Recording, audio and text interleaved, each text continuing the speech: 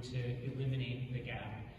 I want to say, first of all, my starting place on this is that you're talking about services for kids with disabilities that are required by federal law and required by state law.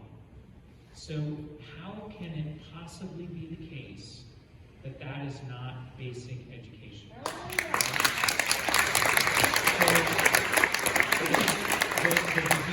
The beginning place for thinking about this issue is that the state should have, as with all basic education, the state should have the responsibility for ample funding of basic education for students with disabilities. My husband Eric is a special ed teacher up at Roosevelt High School. He's in a distinct classroom, so he's got 6 or 7 students who have profound challenges. He should have 4 instructional assistants in the class with him because 2 of those kids need full-time, one-on-one instructional assistants. The school district, because of the low wages that they pay, can fill only 2 of those positions. So a lot of days, he winds up as the teacher being the one-on-one for one of the kids. I won't even tell you all the stories. There are a lot of stories, and it is informing what the legislature is doing this year, is really what the Senate is doing in terms of special ed funding. So there's that, and then there's the budget reality that we have. So as I said before, we are going to make a major stride forward with the understanding that it is only a down payment and a beginning of a process heading us toward full funding so that there is no shortfall at the district level. It's just wrong that Seattle voters have to spend $90 million a year out of what are supposed to be enrichment levies just to provide basic education for kids with disabilities. Those enrichment dollars should be going to enrichment, not basic education. And the good news is Seattle voters are generous and pass big levies. The bad news is that there are a lot of kids in districts that don't have the financial capacity to do that or don't have the political will to do that, and those kids are just left without services.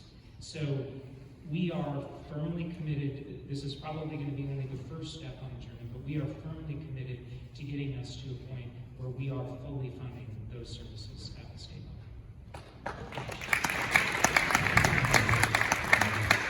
I think that the House Democrats agree with that approach, and we have a similar bill in special education funding, but there also will be some budget moves that haven't really moved through the policy front around that.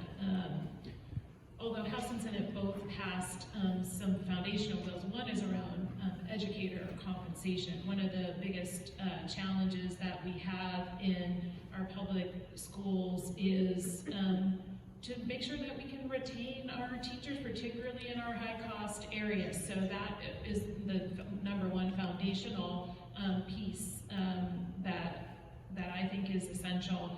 And then the House passed a bill that kind of ramps up over time, but eventually over several years removes this artificial cap on the number of the percentage of special ed students that a district can have. I wish it was faster than it is, but at least it takes us there. And then we are also looking at the other challenges that we know that our special education students experience at a disproportionate rate, like access to accessible transportation, so investing in transportation for students with disabilities. And the House also made significant new investments in free meals for students as well, and that is a real issue, particularly because of the intersection of poverty and the disproportionate impact on our special education students.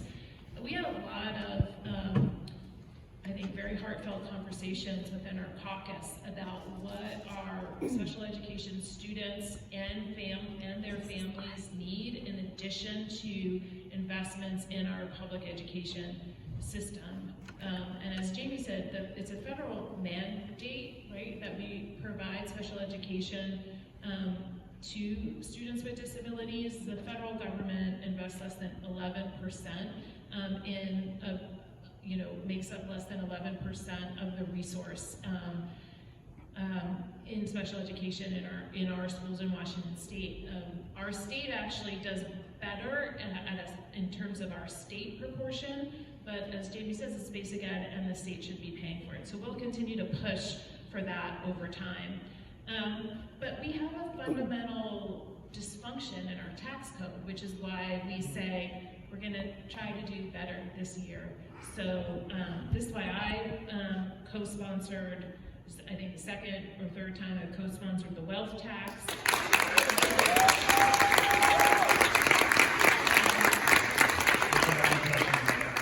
Okay, so we'll hear more about that, but as Jamie said, what we're trying to do this session is a down payment, and a down payment means that we have to come good for it at a certain point, and that is going to require some work on reforming our tax code, so we're pushing for that as well.